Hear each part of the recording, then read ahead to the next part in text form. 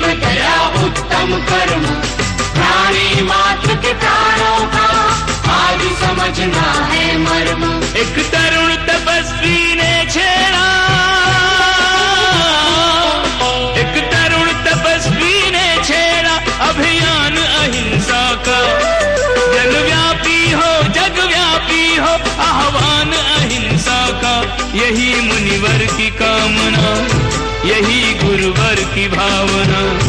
अहिंसा महाकुंभ से धर्म की हो प्रभावना। यही मुनिवर की कामना, यही गुरुवर की भावना। अहिंसा महाकुंभ से धर्म की हो प्रभावना। निंदा, अपयश, सुख, दुख जो भी मिला है प्रभु का प्रसाद समझ के उसे सहज स्वीकार कर लो।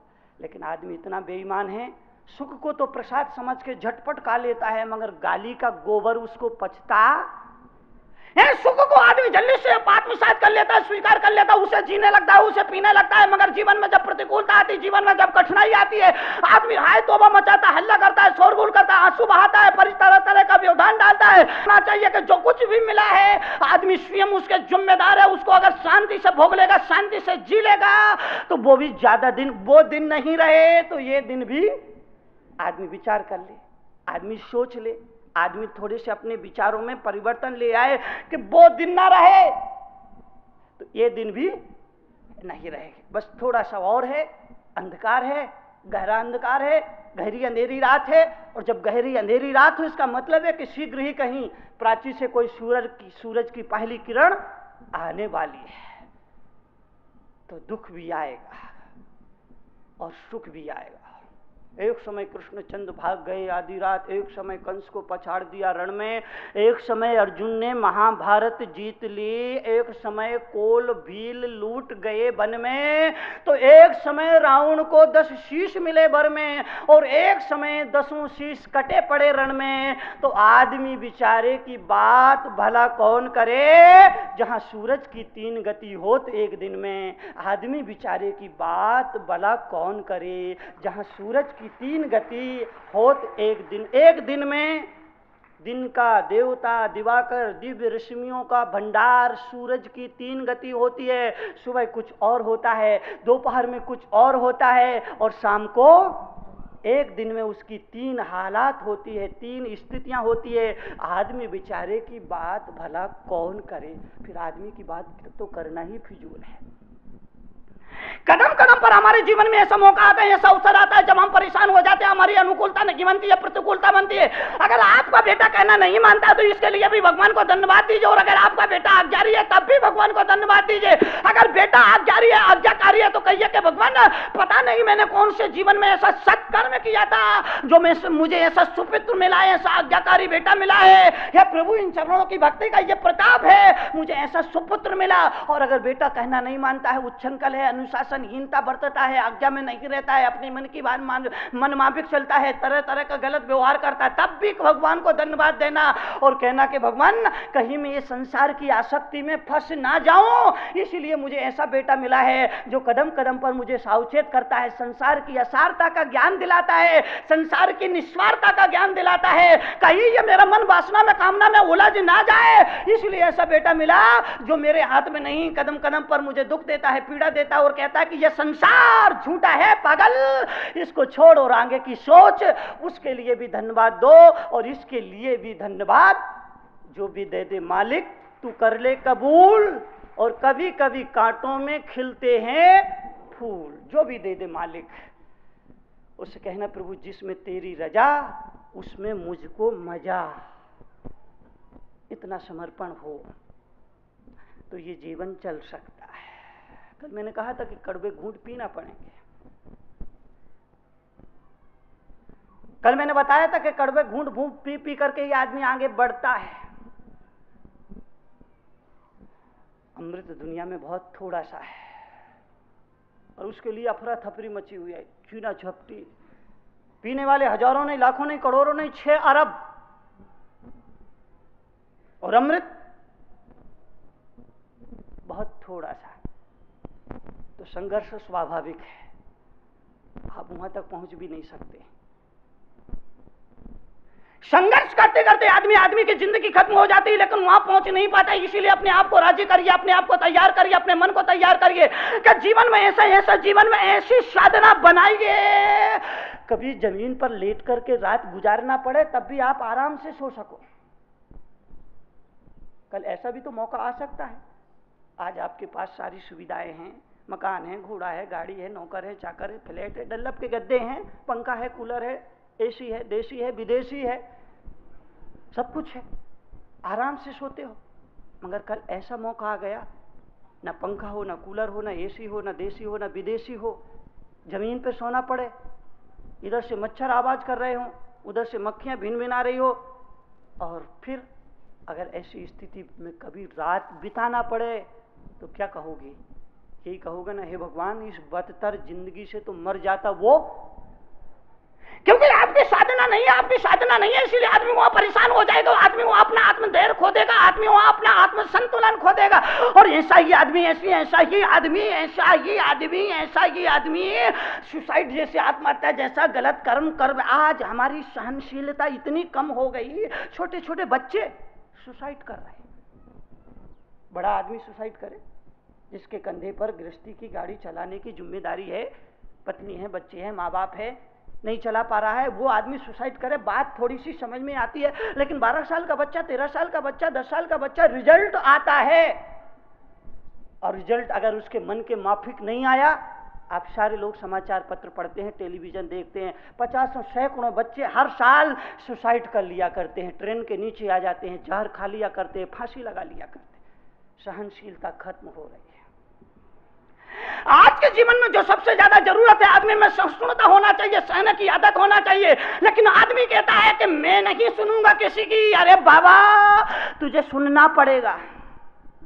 यहां सुनाने के लिए हर आदमी राजी है, मगर सुनने के लिए कोई भी तैयार।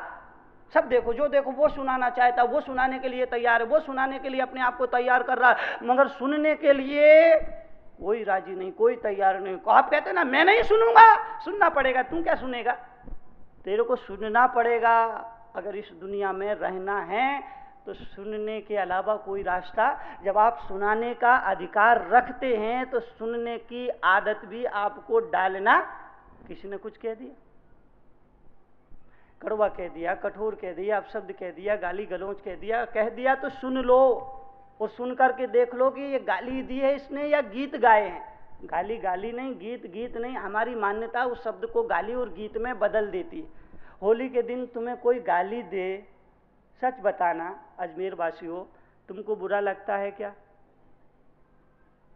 होली के दिन तुम्हें कोई गाली देता, आप शब्द कह देता, तुमको कोई गंदी उपमा देते था, मूर्ख शिरोमणि भी अगर कोई तुम्हें कह दे, तुम बुरा नहीं मानते, कहते आज तो बुरा ना मानो, होली है। होली के दिन गाली नहीं लगती। मैं तरुण सागर पूछता हूं तो दिवाली के दिन गाली क्यों लगती है? शब्द तो वही है, बोलने वाला भी वही है, शायद सुनने वाला भी वही है। शब्द वही होता है, बोलने वाला वही होता है, दिन सुनने वाला भी वही होता है। लेकिन होली के दिन वो शब्द आपको प्रेरित नहीं करता, परेशान नहीं करता, दुख नहीं पहुंचाता, पीड़ा नहीं पहुंचाता। मगर दिवाली के दिन वही शब्द आपको उद्वेलित कर दिया करता, खुद क्रोधित कर दिया करता। इसकी वजह केवल ये है कि उस दिन आपका सोच, आपका नजरिया अलग था और दिवाली के दिन आपका सोच, आपका नजरिया बदल गया। इसलिए उस दिन वो शब्द गीत होता है और दिवाली के दिन वो शब्द गाली बन जाया करता है। इसका मतलब कोई शब्द गीत नहीं, कोई शब्द गाली नहीं। हमारा पीछे जो सोचने का अभिप्राय है वो शब्द को गीत भी बना देता है और गाली भी। मैं तो अब लोगों से कहता हूं कि ये होली साल में एक बार आने की बनस्पत महीने में एक बार आना चाहिए। हाँ, क्योंकि होली के दिन में आदमी जितना उसके मन में मैला, गंदगी, कचरा, कूड़ा, करकट होता है वो सारा निकाल के फेंक देता है और बड़ा हल्कापन महसूस करता है। तो ये होली साल में एक बार आने की बनस्पत तो हर महीने में एक बार आने लगे ना तो इस दुनिया के 50% अपराध अपने आप कम हो जाए, वो अपने कचरे का मैल निकालेगा और आप उसको सहज स्वीकार कर लोगे। लड़ाई नहीं होगी, झगड़ा नहीं होगा, दंगा नहीं होंगे, फसाद नहीं होंगे, कहा कही नहीं होगी, तनातनी नहीं होगी, और इस तरह से आदमी का मन रिक्त होगा, थोड़ा सा हल्कापन महसूस करता रहेगा और थोड़ी सी बुराइयों में गिरावट आएगी, अपराधों में गिरावट आएगी। आदमी का मन हल्का होना चाहिए, वहां से उसकी जीवन की चर्या बदल जाती है। जीवन में सुख भी आएगा, जीवन में दुख भी आएगा, और दोनों का स्वागत आपको करना पड़ेगा। आपके जीवन में दुख है क्या? राम को, जिसको आप भगवान मानते हैं, जिसकी आप पूजा करते हो, राजकुल में पैदा हुए, राजा के यहाँ पैदा हुए, राजकुमार थे, बाप बूढ़े हो गए जब उनका जन्म हुआ, इधर जन्म हुआ, उधर गुरुजी आ गए, बोले चलो चलो चलो चलो चलो इनको शिक्षा देना, इनका शिक्षा संस्कार करना है। राजा ने आदेश दिया, ठीक है इनको गुरुकुल में ले जाइए। गुरुकुल में गए, 12 साल तक वहां पर कठोर परिश्रम करके अध्ययन किया। अध्ययन करने के बाद जब फिर अयोध्या लौटते हैं तो वो गुरु वशिष्ठ जी आ गए, बोले इनको हमको चाहिए। विश्वामित्र जी आ गए, बोले हमको चाहिए, हम यज्ञ करते हैं पूरा नहीं होता है, हमें हमारे हमें मुझे तुम्हारी ये दोनों युवराज चाहिए। और दशरथ से मांग करके राम को लक्ष्मण को फिर ले जाते हैं, वहां लड़ते रहते, संघर्ष करते हैं, राक्षसों का मुकाबला करते रहते हैं। इसी बीच उनका विवाह हो जाता है सीता के साथ। विवाह होने के बाद फिर वो अयोध्या लौटते हैं। इधर अयोध्या लौटते हैं, उधर फिर मंथरा और कैकेयी आ जाती है, और कैकेयी और मंथरा षड्यंत्र रच करके फिर कहते हैं कि बाबा फिर जंगल जाओ। फिर जंगल में जाते हैं, 14 साल तक फिर दर दर भटकते रहते हैं, कठिनाइयों का परिश्रम परिस्थितियों का मुकाबला करते रहते हैं। फिर जब अयोध्या से वापिस लौट करके आते हैं तो एक धोबी आ जाता है, बोलता है कि रावण के घर में सीता जी रहकर आई, इसके चरित्र का क्या प्रमाण है? और फिर सीता जी को वनवास जाना पड़ता। कल्पना करिए आपके जीवन में तो आपको एक दिन का भी वनवास नहीं होता है। आपका दुख केवल यही है ना, ये बहुएं बेटी इनका दुख यही है ना। इनने कहा था कि सासू अम्मा राखी का पर्व आ रहा है और मुझे अपने पियर जाना है, तो सासू ने कहा नहीं जाना। बस यही दुख है ना। आप वहां जाना चाहती थी और सासू अम्मा ने मना कर दिया। अब आप कहते कि हे भगवान हे भगवान हे भगवान हे भगवान हे भगवान हे सासू अम्मा अब भी बदल जाओ, भी सुधर जाओ। अरे नहीं जाना तो नहीं जाना। कोई तुमको 14 वर्ष के लिए वो वनवास तो नहीं भेज रही। ये आदमी आदमी आदमी हमारे दुख इतने छोटे छोटे, इतने साधारण साधारण है कि जिन पर चर्चा करना भी कभी कभी लगता है कि समय की बर्बादी है। राम शरी के जीव चंदन वाला जैसी महासती, सीता जैसी महासती, अंजना जैसी महासती के बारे में सुनिए, श्रीपाल जैसे महापुरुष के बारे में समझिए, महावीर जैसे लोगों के बारे में समझिए, तो बात लगेगी कि इनके जीवन में राजकुमार जिन्होंने कभी राजमहलों में रह करके कभी जमीन पर पैर नहीं रखा, इतने सुविधा भोगी, इतने सुकुमार थे, मगर इन्होंने भी जब जीवन में दुख आए, दुख ऐसे के सारे पहाड़ के पहाड़ आ गए, मगर इन्होंने कभी आत्म संयम आत्म धैर्य नहीं खोया। हमारे दुख उनके सामने ऐसे हैं जैसे राई के बराबर, कुछ भी दुख नहीं है। बेटा थोड़ा सा कहना कम मानता है, पत्नी थोड़ा सा कड़वा ज्यादा बोलती है, पति थोड़ी सी तुम्हारी सुनता नहीं है, सास ससुर थोड़ा सा तुमको झगड़ा और परेशानी में डालते रहते हैं। केवल यही तो दुख है, बहुत छोटे छोटे, चौन्नी अठन्नी बाराना जैसे, रुपया भर भी नहीं है, बहुत छोटे छोटे हमारे दुख है। लेकिन हम इनको ही बड़ा मान लेते हैं क्योंकि हमें सहनशीलता नहीं है, हमें सहिष्णुता नहीं है। इसलिए मैं निवेदन करना चाहता हूं, आपसे अनुरोध करना चाहे, ऐसे दुख आएंगे, अपने मन को अपने दिल को तैयारी करके रखिए। कोई जरूरी नहीं है कि आपका बेटा जिंदगी भर आपकी सेवा करता रहे। मैंने एक दिन कहा था, समय बहुत तेजी से बदल रहा है।